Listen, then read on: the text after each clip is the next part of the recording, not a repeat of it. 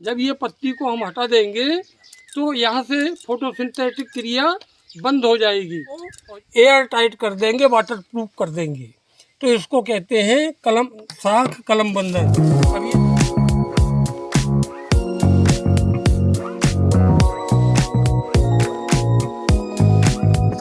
साथियों, जैसा कि आप देख रहे हैं, आज हम सब यहाँ पर एकत्र हुए हैं पौध प्रसारण की विभिन्न तकनीक जो है उनको जानने के लिए।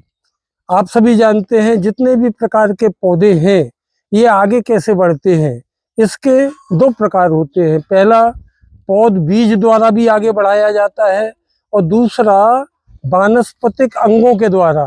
तो उसमें कई प्रकार के पौधे ऐसे हैं जो कटिंग से भी तैयार होते हैं, ग्राफ्टिंग से भी तैयार होते हैं, बडिंग से भी तैयार होते हैं।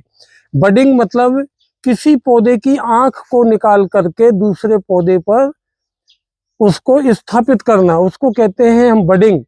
और अगर किसी पौधे की शाखा को दूसरे पौधे पर स्थापित करना, इसको कहते हैं ग्राफ्टिंग। ये तकनीक क्यों विकसित की गई? क्योंकि जो बीज द्वारा जो पौधा तैयार होता है उसमें कुछ दुर्गुण है।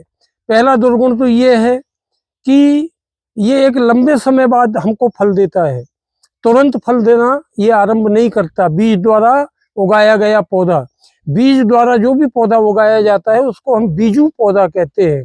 और जो कलम, तना कलम या शाख कलम या जड़ कलम के माध्यम से जो पौधा तैयार किया जाता है उसको हम कहते हैं वानस्पतिक अंगों द्वारा पौध प्रसारण। अब जैसे कि हमको आम के पौधे को आगे बढ़ाना है तो हमने जो दुर्गुण बताया कि बीज द्वारा उगाया गया पौधा 10 साल बाद फल देता है, लेकिन अगर हम उस पर ग्राफ्टिंग करें या बडिंग करें तो वो पौधा तुरंत ही हमको फल देना चालू कर देता है। तो इसके लिए पहली प्रक्रिया जो हम अपनाते हैं कि हमको बड स्टिक तैयार करना पड़ता है। बड स्टिक जैसे कि ये उन्नत किस्म का पौधा है, इसको हम मातृ वृक्ष बोलते हैं। और जो रूट स्टॉक होता है, जो जड़ वाला भाग होता है, उसको हम अनगढ़ पौधा कहते हैं। अनगढ़ को सुगढ़ करने का, अच्छे किस्म का बनाने का नाम ही कलम बांधना है। अब हमको आम पौधे की कलम बांधना है तो ये आम की हम बड स्टिक लेंगे। इसका चयन हम किस प्रकार करें कि हमको किस प्रकार के पौधे की बड स्टिक लेना है। तो इसमें जो भी शाखा का हम चयन करें वो करीब 8 माह से लेकर के 1 वर्ष पुरानी होना चाहिए। ये अलग अलग कंडीशन पर निर्भर करता है। तो ये इसमें क्या, हर 4 माह में एक ग्रोथ आती है, एक बढ़वार आती है। तो जिस शाखा का हम चयन करें कलम बांधने के लिए, उसमें ये आंख स्पष्ट दिखना चाहिए, यहाँ अंकुर दिखना चाहिए। अगर यहाँ पर बोर आया होता तो गठान पड़ी होती, तो हमको उन शाखा का चयन नहीं करना है।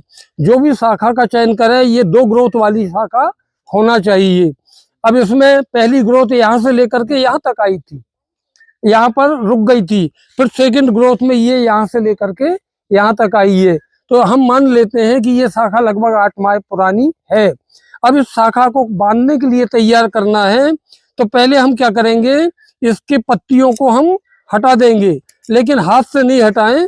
ये पत्तियों का हमको डंठल छोड़ करके पत्ती पत्ती को हमको हटा देना है।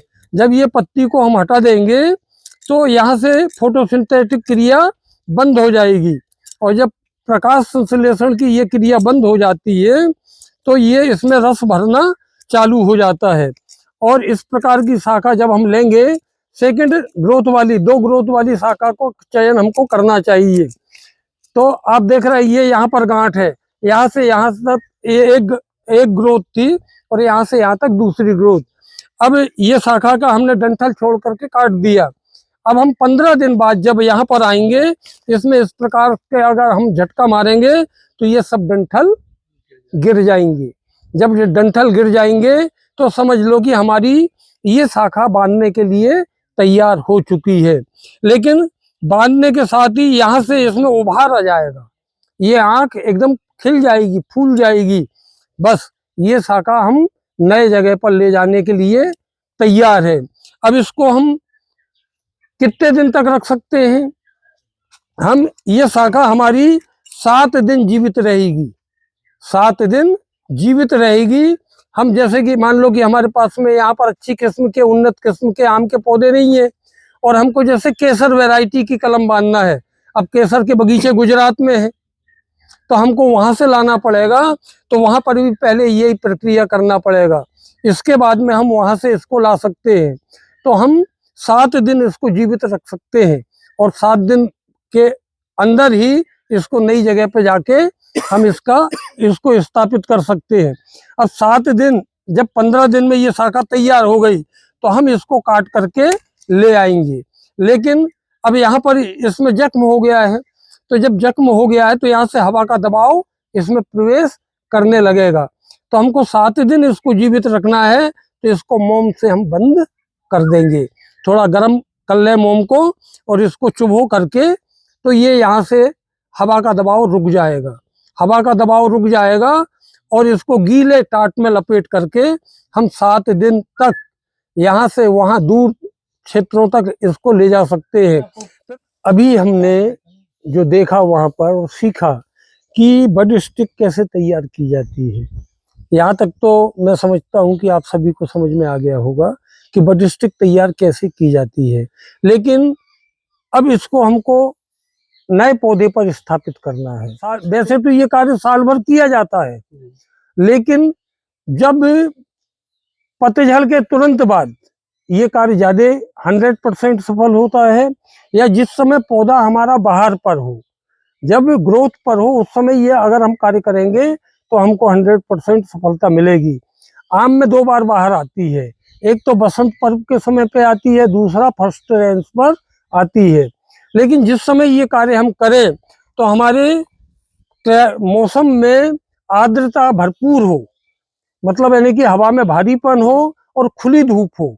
लोग करते हैं पानी गिरते में नहीं करना चाहिए, क्योंकि कि अगर यहाँ पर मास्टर घुस गया तो वहाँ फंगस का अटैक हो जाएगा और हमारी कलम फेल हो जाएगी।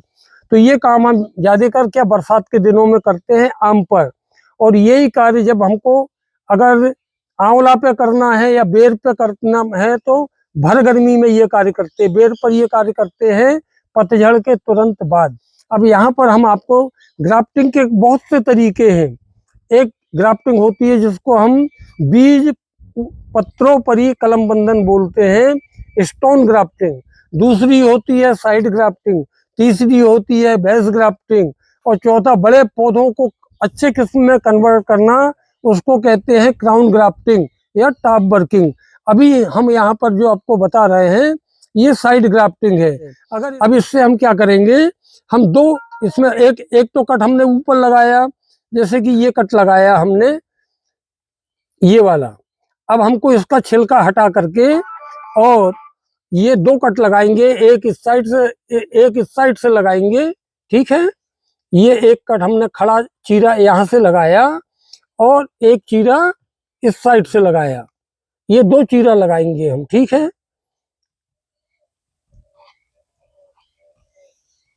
अब ये हमने चीरा लगा दिया 2, और ऊपर वाला कट कहाँ से लगाया है, हम इस प्रकार से ऐसा तिरछा इसको इस प्रकार से, यहाँ ज्वाइंट सही लगना चाहिए, तो इस प्रकार से भी इसको हटा देते हैं, ठीक है। अब इसका हमको छिलका ढीला करना है, तो छिलका ढीला करने के लिए आपके बडिंग नाइफ में ये पीछे बड है। अगर ये तेज नोक से हम छिलका ढीला करेंगे तो धार तेज है हमारा, ये छिलका फट जाएगा, कट जाएगा, इसलिए छिलका ढीला ये पीछे से करते हैं। इसमें आपको मात्र ये एक पॉइंट पर रख करके इधर अंगूठा लगा करके जो आप दबाव देंगे तो ये फौरन पूरा छिलका बाहर आ जाएगा। आप देख रहे हैं ये किस प्रकार से ऐसा दबाव देना पड़ता है, ये सावधानी पूर्वक ये कार्य करते हैं। ये एक प्रकार से जैसे हम ऑपरेशन करते हैं ना डॉक्टर लोग, तो वो बिल्कुल आईसीयू रूम में जहाँ कोई जीवाणु ना हो, कहीं कुछ मतलब बाहरी इन्फेक्शन ना हो, इस प्रकार का वातावरण वो चाहते हैं। तो हमको भी ये सावधानी रखना पड़ता है, और जब ये छिलका ढीला हो जाए इसको पीछे से इस प्रकार से हम हटा देते हैं इस छिलके को। लेकिन छिलका हटाते समय हमको ये सावधानी रखना पड़ता है कि अंदर हड्डी को कोई क्षति ना पहुंचे। यहाँ पर 2 लेयर होती है पौधों की, इसको फ्लोएम रे और झाइलम रे कहते हैं। अंदर वाली हड्डी को ज्यादा क्षति नहीं पहुंचना चाहिए, मात्र छिलका ही ढीला हो। अब इसके बाद में हम बड स्टिक जो हमारे पास में है, इसमें हम एक तिरछा कट लगाते हैं। बड़ा तेज एक ही बार में हो जाए तो ज्यादा अच्छा है, और इस प्रकार से लगाते हैं और इसको वहां पर हम फिट कर देंगे, क्योंकि ये जीवित है। अब हम इसको यहाँ पर फिट करके और इसको एयर टाइट कर देंगे, वाटर प्रूफ कर देंगे। तो इसको कहते हैं कलम, साख कलम बंधन। अब ये साख हमने तैयार कर ली थी 15 दिन पहले। अब 15 दिन पहले तैयार कर ली थी। इसको डबल कर देना, हम मोड़ देना। अब इसमें हम टेपिंग करते हैं, तो टेपिंग नीचे से ऊपर की ओर करना चाहिए। क्यों करना चाहिए? क्योंकि कि अगर मान लो कि आपने कलम बांधी और पानी गिर गया तो अंदर चला जाएगा। अगर नीचे से आप ऊपर टेपिंग करेंगे तो अंदर पानी नहीं जाएगा। जब अंदर पानी नहीं जाएगा और हवा भी नहीं जाएगी तो ये अपने आप ज्वाइंट पकड़ लेगा। ये 21 दिन में ज्वाइंट पूरा हो जाता है। 21 दिन में ये ज्वाइंट लग जाएगा, बिल्कुल पक्का हो जाएगा। और तब ये नीचे से अपन डेहुड़ लगाते हुए, मतलब थोड़ा थोड़ा नीचे वाले को, तो अब पानी भी अगर ऊपर से नीचे गया तो इसमें अंदर नहीं जाएगा, वो बाहर नितर जाएगा और हमारा ये ज्वाइंट लग करके तैयार हो जाएगा। जब ये तैयार हो जाएगा तो अब आप 21 दिन बाद, जब तक कि ये हमारी शाखा नई पत्ती ना छोड़ दे, जब नई पत्ती ये छोड़ देगी, तो जब नई पत्ती छोड़ देगी तो फिर हम इसके रूट स्टॉक को काट देंगे।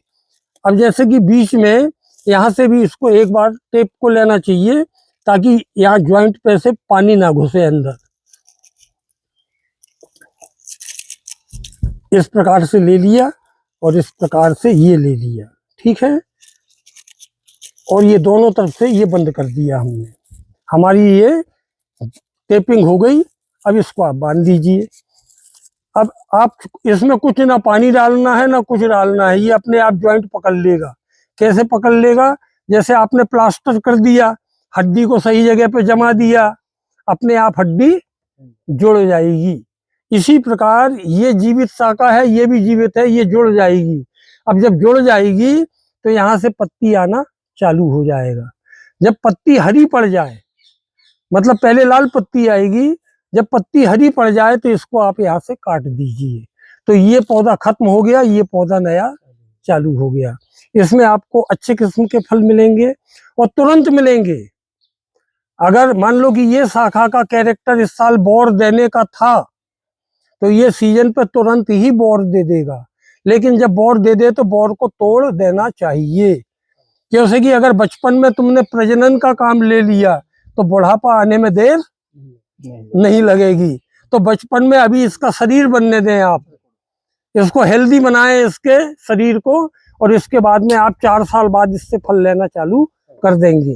तो अगर आपको ठंडी में ये काम करना है तो ये पूरा बड स्टिक को बंद कर देते हैं, ताकि ठंडी का असर इस शाखा पे ना पड़े। और ये कहाँ तक बंद करते हैं?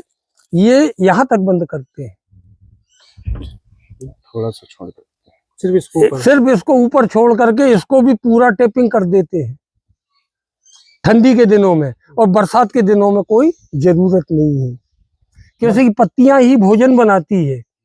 तो जब भोजन बनना बंद हो जाएगा तो इसके शरीर में जो संग्रहित भोजन है उसके बल पर वो पत्तियां आएंगी, और फिर पत्ती जब हरी पड़ेगी तो अपने आप भोजन बनाना चालू कर देगी। तो हमारा यहाँ ज्वाइंट लग गया, भोजन बनना, हमारा पौधा ग्रोथ लेने लगेगा।